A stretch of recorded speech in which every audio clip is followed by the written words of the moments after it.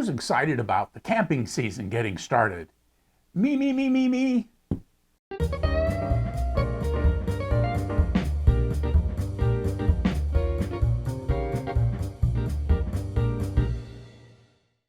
Hi, and welcome to the Weekend Camper channel, where we do reviews on neat camping tools, techniques, and places.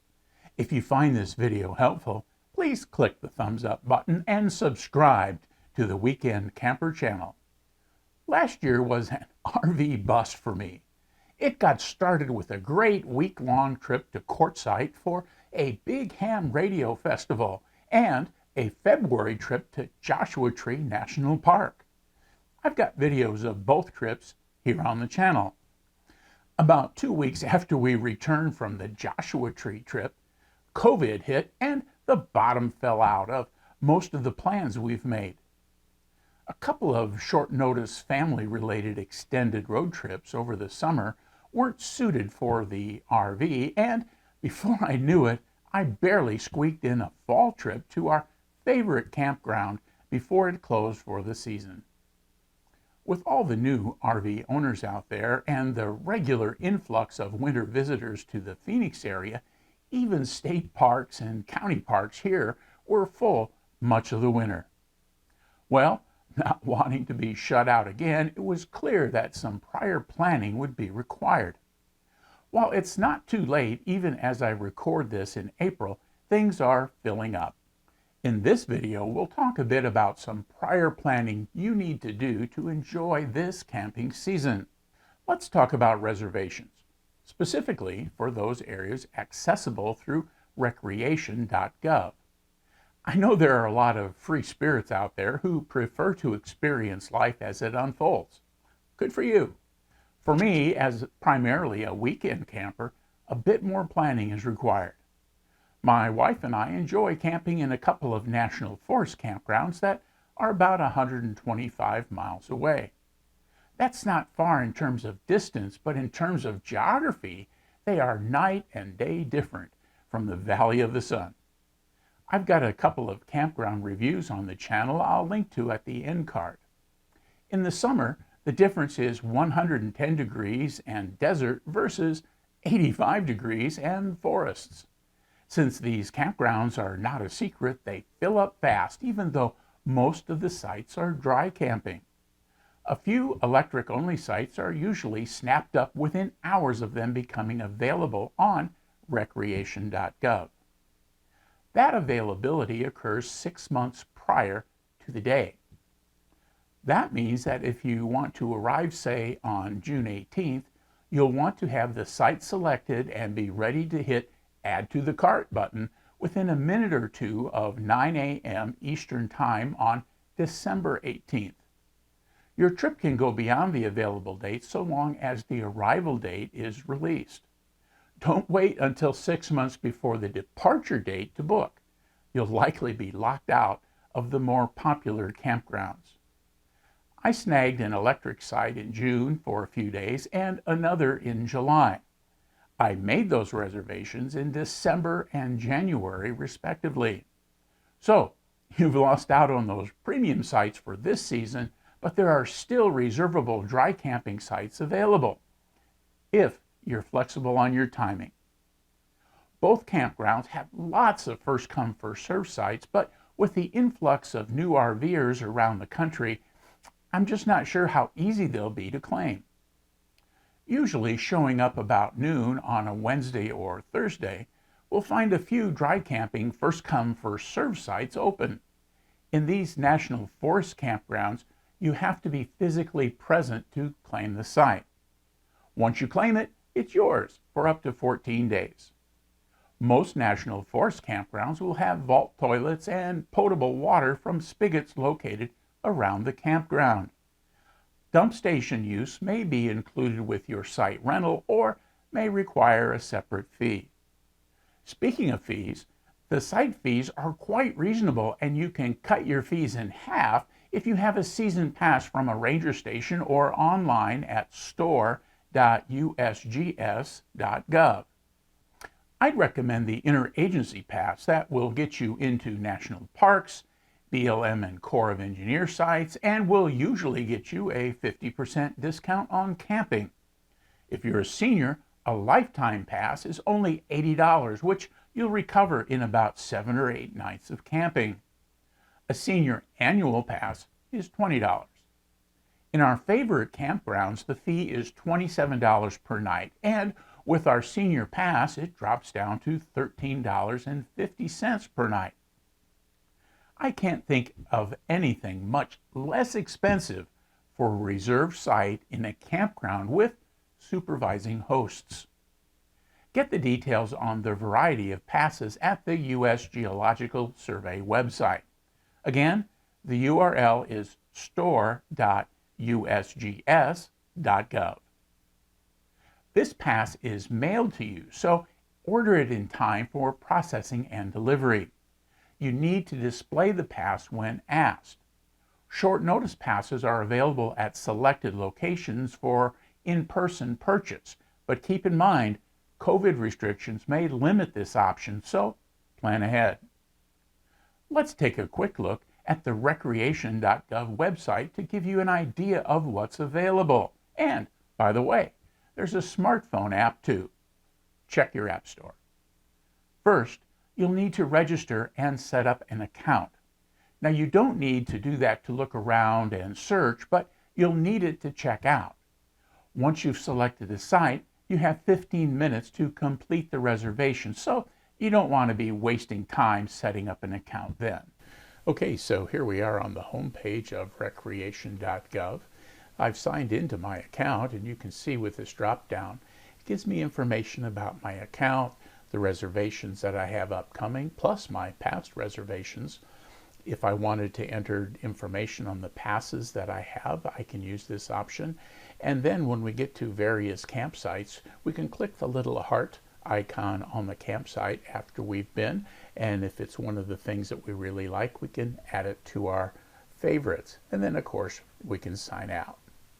Now, as we go through, there are some nice photos and various kinds of things that you can do. So there's information about camping, tickets and tours at various places around the country, permits that you might need, and then of course passes. Now, generally the passes you're going to get at the store at the U.S. Geological Survey's website, but there are a couple of passes available here on recreation.gov as well, so check those out. One of the cool things about this map is it shows you all of the sites that recreation.gov has information on here in this website database. And you can see very few people are more than just a couple of hours away from something that is logged here in recreation.gov. Now we can manipulate the map the way we often do with maps, just using the plus. Let's zero in on Colorado here, and we can move forward, and we can see all of these various things. And then if we click on it, we can see that what it is. This is the Rosie Lane Campground at Almont, Colorado, and it's got 15 sites. Down here, there are 35 sites in Monarch Park, and then you can view the details. And Monarch Park is a campground. Here's the little button you can use for favorites. The campground is first come, first serve for the 2021 season. And so you can see where these sites are. They're non-electric sites, and you can overlay the satellite view of this campground, and you can see what the thing looks like. You can zoom in and zoom out, and so you can see looks like a mountainside campground, and this photo appears to be taken in the winter. Now, in most campgrounds, you can set various filters, and one of the filters you want to set is when you want to come. And so this one is all first come, first serve. So let's go to another site where we can look at the reservation system. So here is the Caton Campground. It's in the San Juan National Forest. And so as we start, we can see kind of our map. It's a fairly small campground, and so we can select the dates we want, and you can see that here in June, for example, there's some availability here in June. So let's say that we were going to go from the 16th to the 18th, and so we could apply that date in the filter. And then you can see here that the dates, some of them are unavailable, some of them are partially available. And as I said earlier, things are starting to fill up. So one of the things that I like to do with these displays is go up here to the top and to the right so you can see the availability grid. And for all of the sites where reservations are allowable, when you get in past that date filter, you'll see that availability grid. And that will allow you to look at all of the sites within that campground with a date range. And so in this case, it's about 10 days from the June 16th, which was the date that we plugged in, till Saturday the 26th of June. Now you can make changes to the month here. And you can see that there's, again, a little bit of availability. As you can see with this particular campground, it's virtually booked up nearly all the year. Now up here you can move forward and back 5 days at a time, or just go to the next available date, which in this case has some available on site 12 on Friday, July 9th for 3 days. So this is really a pretty handy way to do a quick tour. So if you were living in Colorado or traveling through Colorado, you have lots to choose from. And as we get back to a view of much of the United States, you can see that campsites are available, a lot of them out in the west because there's a lot of federal land out in the west. Less so on the east. This is along the Appalachian Mountains here, and then there are a variety of other sites within the Middle West that you can take a look at. Some of these are state parks, and so they're going to have information about the site, but you may have to go to a state reservation system to actually make the reservation. So let's take a look at this one in Iowa. This is the Bull Creek at Rathburn Lake in Moravia, Iowa. If we look, we see it's got 42 sites. We can view details. We can look at our availability by grid. And this particular campsite has got quite a bit of availability. If it says A, it's available. If it says R and is gray, it's reserved, like this down here. And for those sites that have first come, first serve, they'll be labeled with an F. So here are some first come, first serve. They're green with FF. So at this particular campsite, there is some availability. If we click on this A6, it'll come up and it'll tell us about what it's got. It's got a 30 amp electric hookup. It allows campfires, tents, pets, and a maximum length of 51 feet for your RV. And then again, you can also see some availability. So if you were interested in camping around Rathburn Lake this summer in Moravia, Iowa, there's a lot of choices still available for you to make. So there's a lot of information besides reservations here on recreation.gov. You can find tours and tickets. They've listed some samples, and you can move into the pick all the tours and tickets page where you can make reservations and purchase tickets for those events or activities that require a ticket. You can find some inspirational information. You can see what's new on recreation.gov and so forth.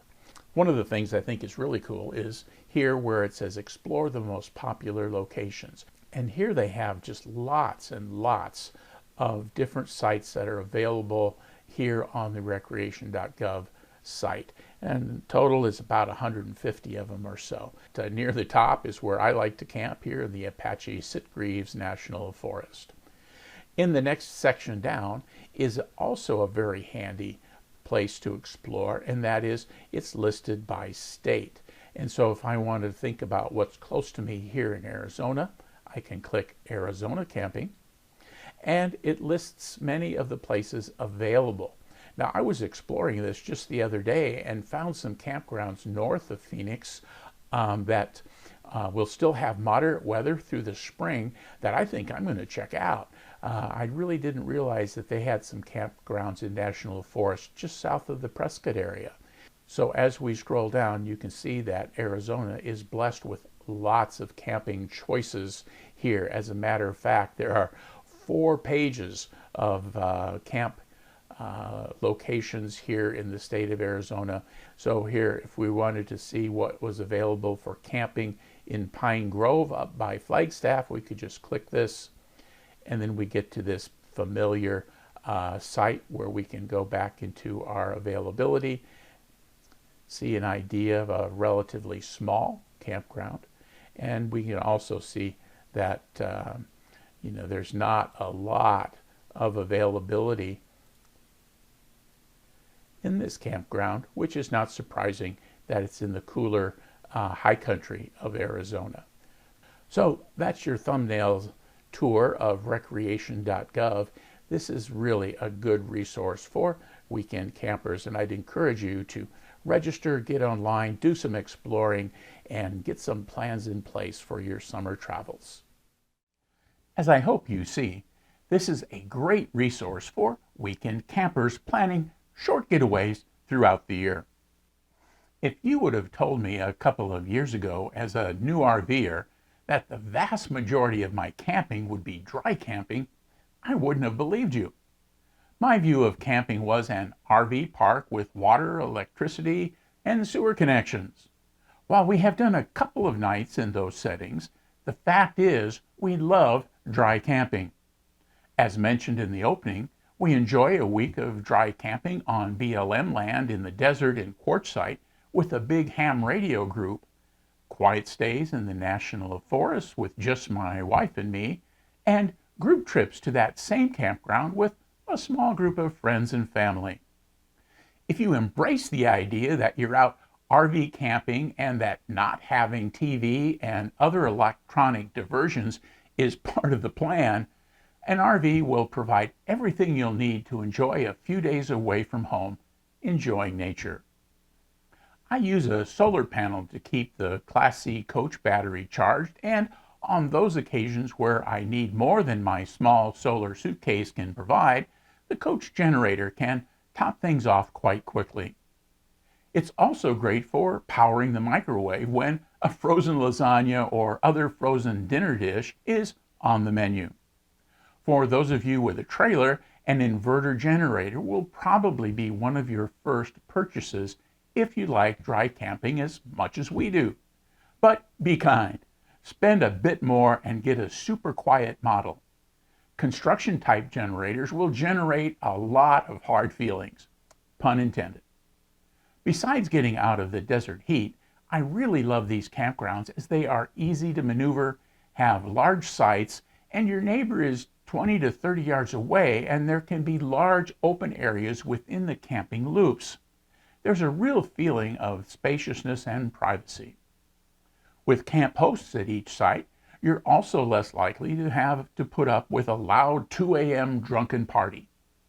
If you're one of the thousands of new RVers, I highly recommend spending some time on recreation.gov and make some reservations right now. You'll likely find some nice campgrounds within a couple of hours from where you live, and you can join in the fun of being a weekend camper. Again, if you found this video helpful, please click the thumbs up button below the video and subscribe to the Weekend Camper channel. Click the bell icon to be notified when I post new videos. Thanks for watching and happy camping.